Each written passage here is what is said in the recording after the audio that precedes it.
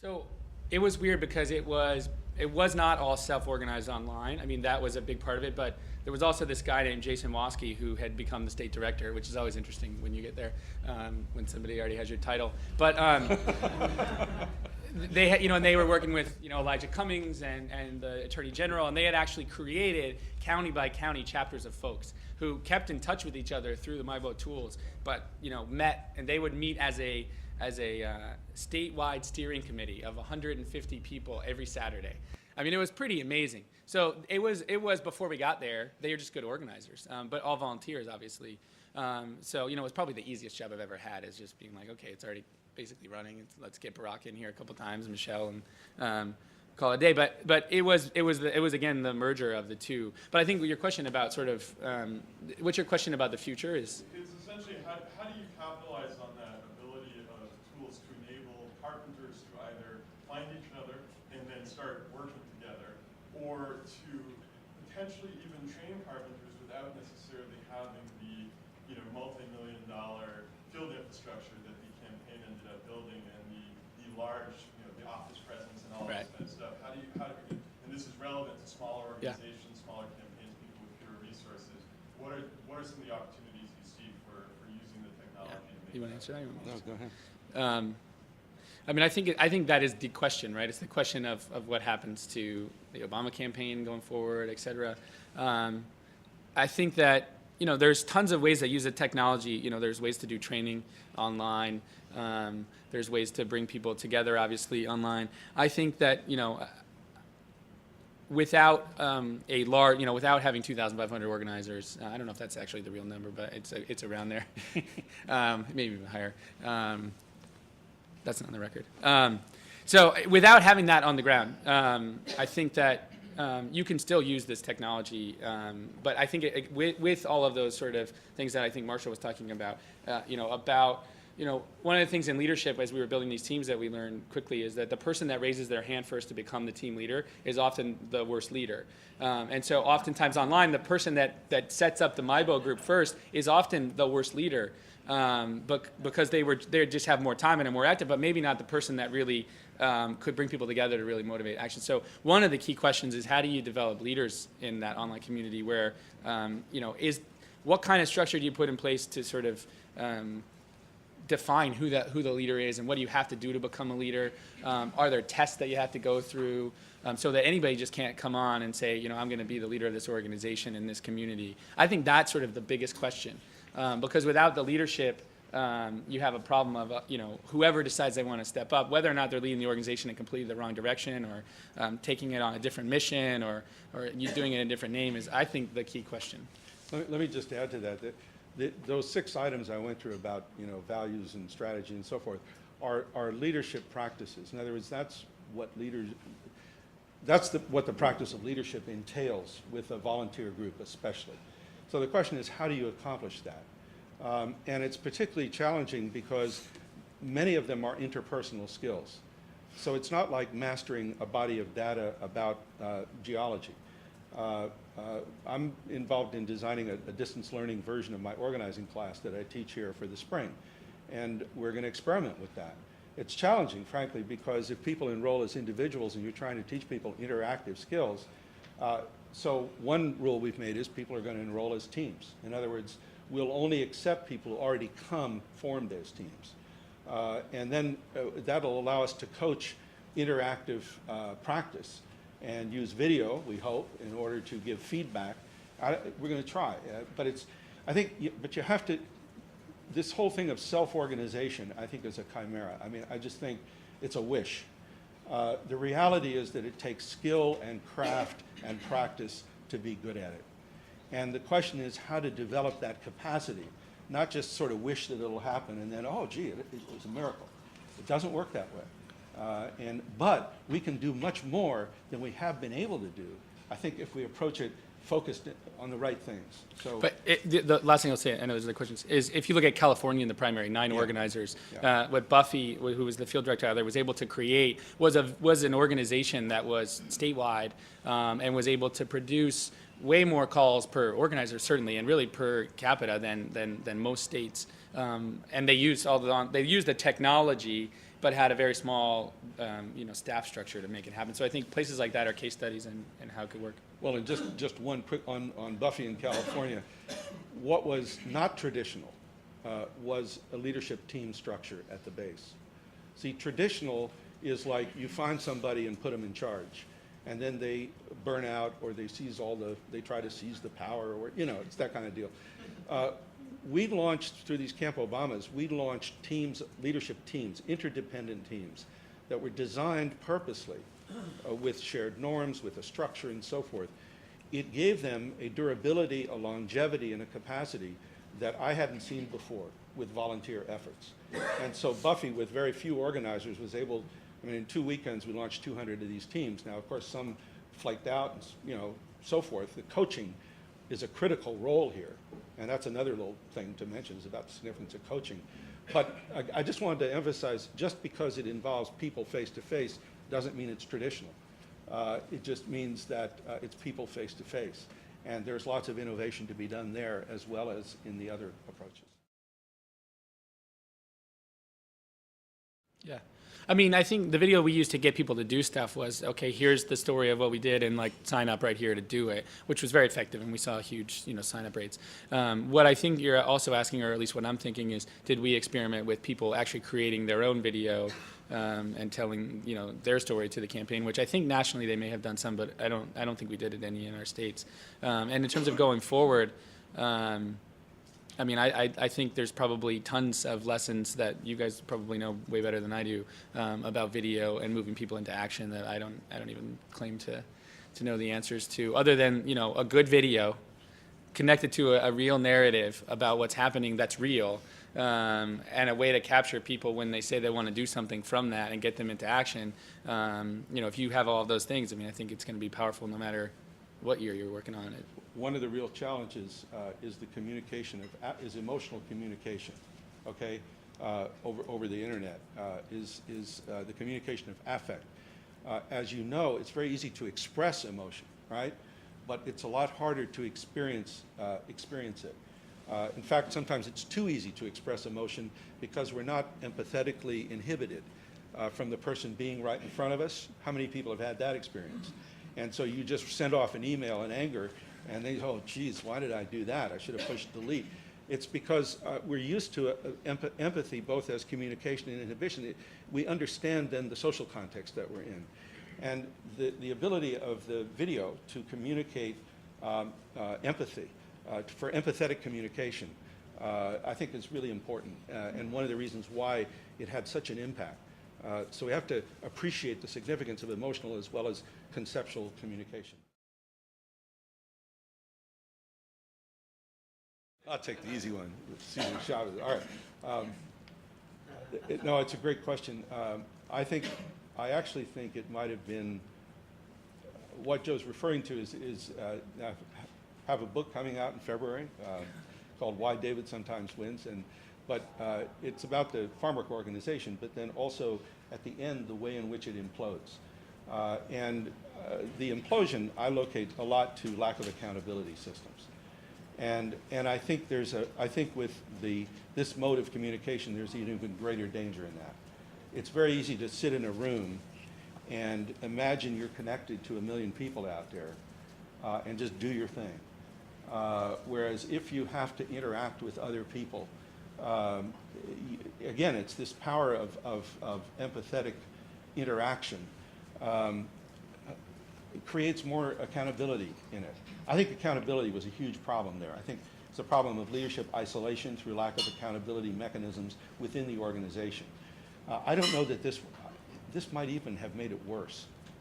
In fact, there was a period when there was an effort to try to market the boycott as opposed to organize the boycott. Because we did these great boycotts, and they were organized city by city, and there was an effort to try to do it through direct mail, and it fell flat because it was a marketing operation when what took the boycott to work was organization, but that then means people and structure and accountability, and so that's my thought on that. And then on your leadership question, usually we would fire them. I mean, I'm serious. So when I was in Pennsylvania, we messed up because we thought we only had 8 weeks. So we had these trainings. There were 1,800 people that showed up this Saturday. We trained them, and leaders were just as appointed, right? And tons of them were fantastic, and they were great, and were the leaders all the way through the general election, and are running for office themselves now, or doing some, they're going to be leaders in this organization going forward. Others were really bad, and we had spent a lot of time, way too much time of our organizers' time, figuring out how to replace that person, having those difficult conversations, and then telling them that this is actually a leadership role in the campaign, and we're not hitting where we need to be, and so we're bringing somebody else in, and that happens at the staff level as well. So the importance of that process being right, I think, because no one wants to fire anybody, particularly a volunteer, but you have to do it in order to get the organization where it needs to be. Well, and what was cool, the impression is that there was much more transparency because of the internet tools. In other words, you could see what was happening and what wasn't happening.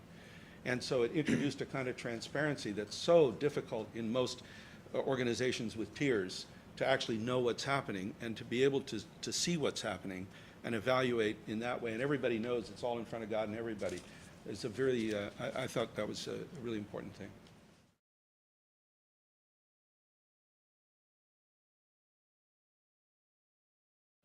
So there's a change.gov question, but then there's a sort of campaign question as well. So what's happening?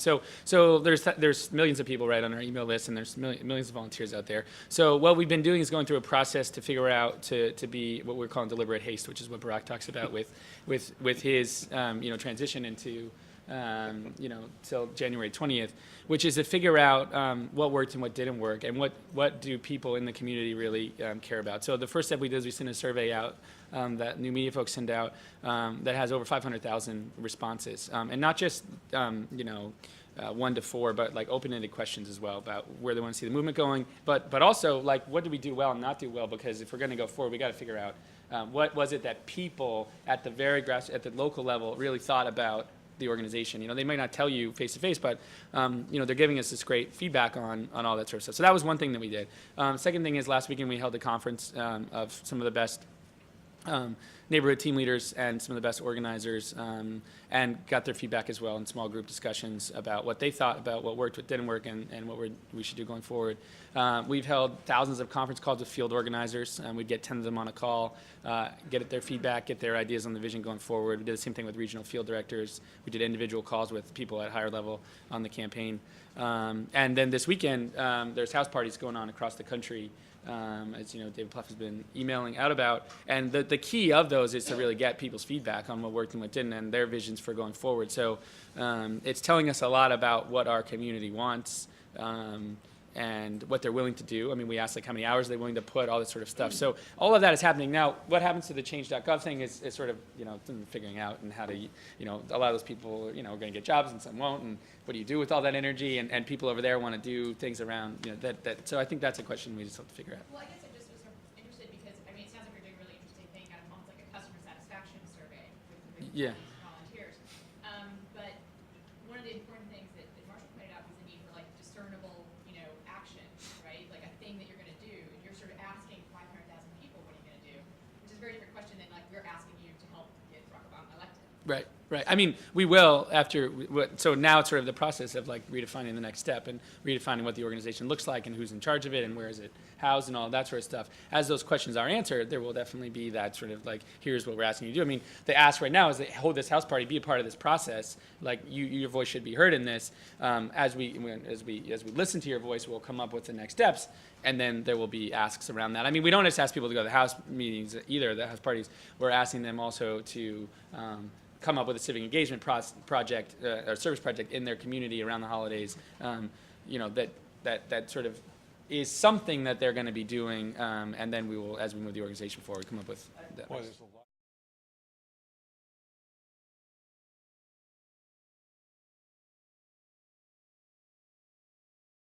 a lot. I didn't fully appreciate the concept of deliberate haste. I have a better appreciation of that now.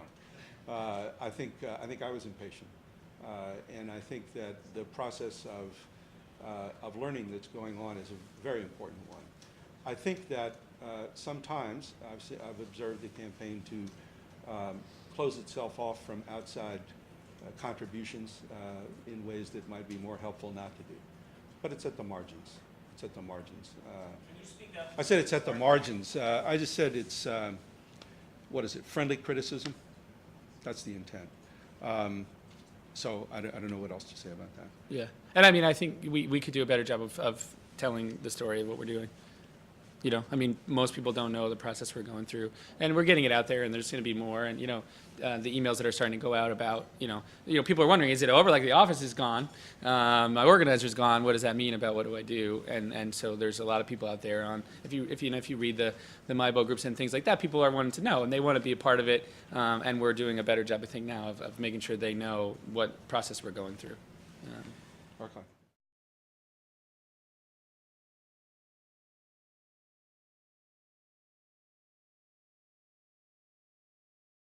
Yeah, no, I don't think, I mean, that's good. It is a very provocative question. I don't think there's anything anarchistic about saying this organization is going to the next step. We want the feedback of the people that have made this organization what it is. It doesn't mean that that all like 1,000 different groups are going to come up with their own projects and that's going to be the organization. It's saying, here are some of the things that we want to hear from you. We want to hear exactly how you were organized, what criticism you have of the way you were organized, what things you thought were great about the way you were organized, so that as we set up the organization going forward, we can make tweaks. You know, were the teams too big? Were they too small? Do we have too many organizers? And then the question is, what do you want to see? What's your vision of this to go next?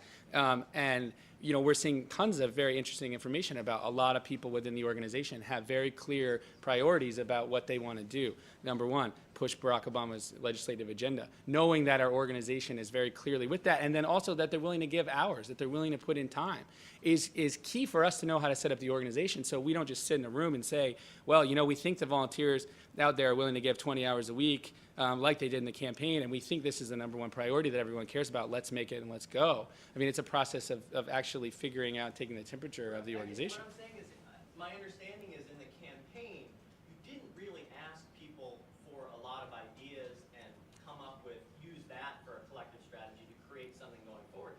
You asked them to do a lot of stuff, and that stuff was pretty clear. Not true. Strategically. But now you're asking for a lot of ideas, and there's a craft in getting that input into a set of collective decisions and a set of collective actions. Yeah. It's actually going to make sense and do something. It's a very different. Yeah, after the Pennsylvania primary, I came to Chicago with a group of people. We did the exact same process. Survey out to all of our volunteers, conference calls of all of our organizers, a deliberate process of, you know, what did we do and how should we set this up for the general election?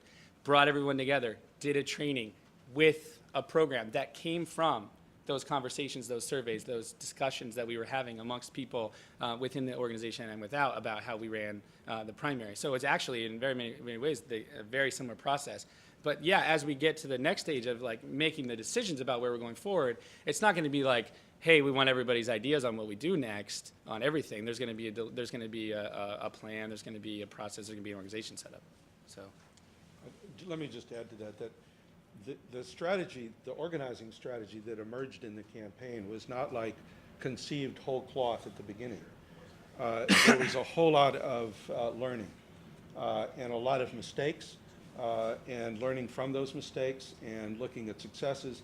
I mean, I think one of the strengths of the campaign was its capacity to learn. And so I think the question here is to how, in this next phase, how much learning is the organization prepared to do? Because certainly, like what you work on, there's a lot to contribute about that. And I think to the extent that there's as much learning in the next phase as there was in the last one, that's a good thing. But it's sort of new territory, in a way. I mean, of trying to figure this thing out.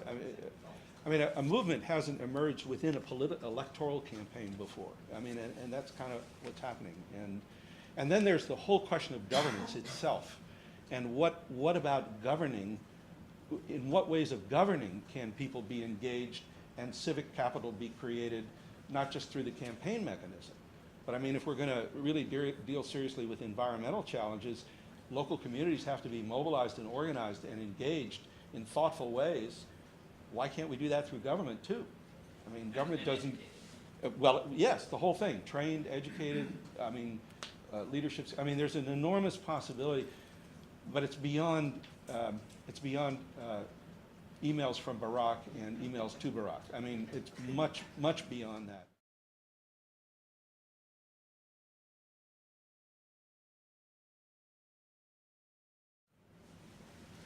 I mean, I think, yeah, I always tell organizers who work for us, don't expect this to be the norm. You don't get this and that in resources wise. And that the money and the resources that we were able to raise, I mean, I think really helped our ability to be able to be everywhere, to get people engaged, to have organizers on the ground, more so. But it was also the commitment I mean, we could have spent more money on TV and earlier, and we could have spent more money on a lot of other marketing techniques and instead put it in organizers and put it in training people and put it in a lot of things that, we could have definitely taken that budget in Ohio and moved it around on a lot of other things. People wanted me to send more mail, they wanted me to do more robocalls, but we put it into organizers, we put it in training, we put it into materials for our volunteer leaders. So I don't think I'm getting at your deeper question. Marshall will do that. That's my job. That's his job. But I you can't take that away. But you also can't take away the work that the new media folks did in terms of creating a narrative and using and getting people to come back and getting them to feel like, hey, I'm giving money and it's being used for something of good. Because I saw the local office in my neighborhood, I can't tell you how much money we raised in kind where people would contribute, and they wanted to contribute to know that there was going to be an office in their community, and they kept coming back. And so there was some like, okay, this money is being used in a way that I can see it. I want to give more. And the way that they were telling the story online was huge in that regard. And then when you talk about the competition piece, and I'll just talk about that for a second. I don't know because I didn't look at them that much. I wouldn't go to the McCain website that much except for to see if there were events in the area and things like that. But I don't know, and somebody could tell me in the room if their tools, technology, were any better or worse. But if it's not necessary, in that competition. The tools are, again, it's back to sort of the carpenter and the candidate and the message and things like that. But you can build great tools in some of those congressional races, but if you don't have the right message that sort of gets people to go to those groups and gets them to use those tools, or you're not talking in a way about getting involved. And, Barack would talk about the website and talk about the groups and talk about these things when he was at meetings, and it created a narrative where people wanted to go online and do those things. So it's not necessarily just the competition. You want to answer deeper? A quick final word for Marshall. I want to get people to their coffee break on time because we promised to do so. I recognize that there's lots of great questions in the audience still. The good news is that we have another hour and a half in the next window from 11:30 on. From 11 to 12:30 to talk about precisely these topics. So, Marshall, if you want a last comment, and otherwise we got last comment. 15 minutes late to their coffee. Okay, last comment's got to be profound. No, Saul Alinsky said there's two sources of power: organized people and organized money. And I think Barack figured out how to do both. And I think it's important to treat the financial resources not as some deus ex machina, but also the result of very, very effective organizational work in which the internet was a central piece of, but in a context. And I think it's really important to keep appreciating the context in which the tools were used to appreciate the conditions under which they work and what they can do.